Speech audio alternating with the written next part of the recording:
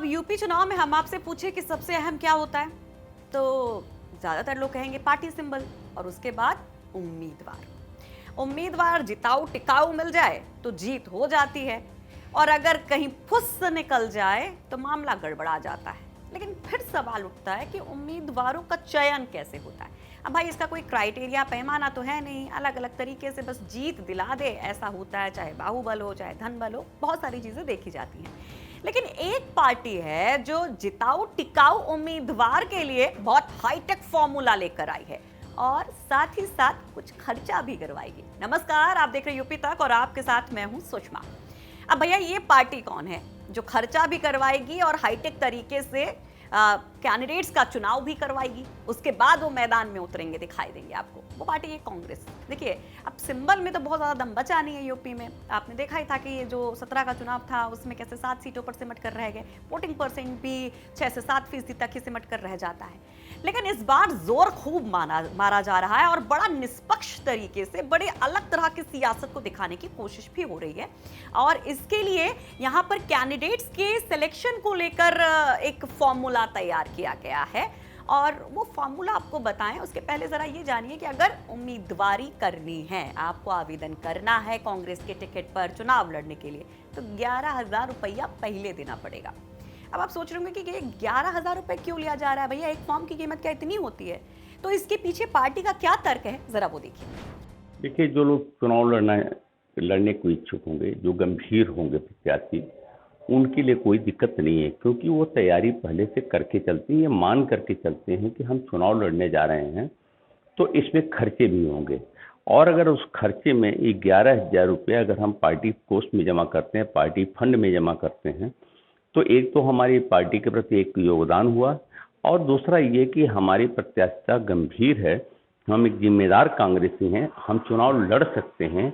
ये दोनों चीज़ें साफ हो जाती हैं। उसकी गंभीरता का अंदाजा इसी से लगाया जा सकता है कि व्यक्ति ने पार्टी फंड में 11,000 रुपये दिए हैं या टिकट के लिए 11,000 रुपये उन्होंने जमा किए हैं। तो सुने आप, डेडिकेशन टेस्ट होगा, और डेडिकेशन का टेस्ट केवल पर्चा भरने से नहीं होगा, खर्चा करने से भी होगा, और इसलिए ये पैसा रखा गया है। अब देखिए, जो पर्चा, ये खर्चा की बात तो हो गई ना, पर्चा की बात कर लेते, जो फॉर्म भरवाया जा रहा है भैया, उसमें टेस्ट किया जाएगा कि आप पार्टी के कितने डेडिकेटेड, कितने समर्पित, कितने प्रतिबद्ध उम्मीदवार हो सकते हैं। तो जरा सवाल देखिए कि वो क्या कुछ सवाल पूछा जा रहा है इस पर्चे में, इस फॉर्म में। भाई, इस पर्चे में पूछा जा रहा है कि पॉलिटिकल एक्सपीरियंस क्या है, आप कितने समय से कांग्रेस में काम कर रहे हैं, आपकी योग्यता क्या है, कांग्रेस की नीतियों से आप कितना परिचित हैं, आपके क्षेत्र में आपकी पहचान किस तरीके से है, आपराधिक इतिहास आपका है कि नहीं।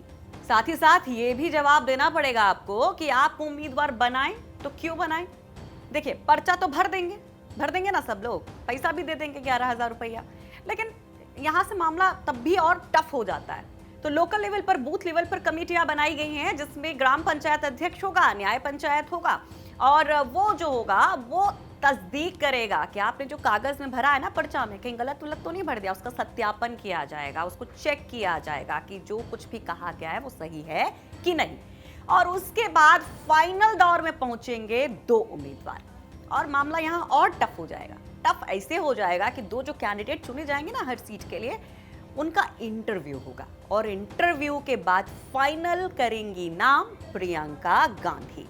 और यहां पर यह कहा जा रहा है कि आपराधिक छवि का न कोई भी उम्मीदवार नहीं उतारा जाएगा, जो डेडिकेटेड होगा उसी को उतारा जाएगा, जो जिता सकेगा, जिसकी छवि अच्छी होगी, जनता के बीच में जो घुला मिला होगा, जमीनी नेता होगा, उसी को उम्मीदवार बनाएंगे।